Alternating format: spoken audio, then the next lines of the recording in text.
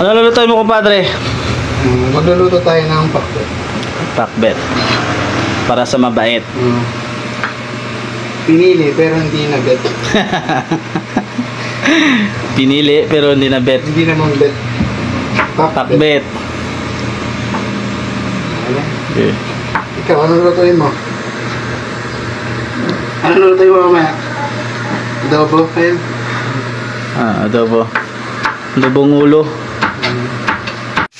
Ano niluluto mo, kumpadre? Pakbet na naman tayo. Gulay-gulay lang. Kala ko ako magluluto. Pero ikaw na nagluto. Sige na. Biglang kita mo nga. Hindi, ikaw talaga magluluto niyan. Kunyari ako lang. Ikita na niya yung baboy. O yung mga aromatics. Handa pa. Yung mga ingredients ng pakbet. Going forth na naman sila, oh. Nagigising lang yan, ang isa. Yan, marami tayong ano dyan, ha? Ayos. Tuwang ko. Yan, ikaw na lang, kumpadre.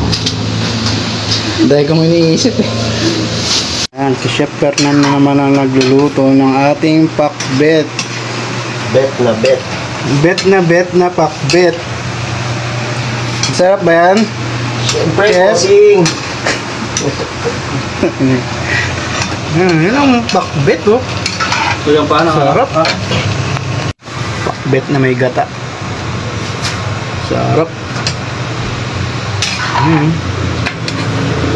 Mabisang mabisa. Creamy. Paano? Creamy. Sarap.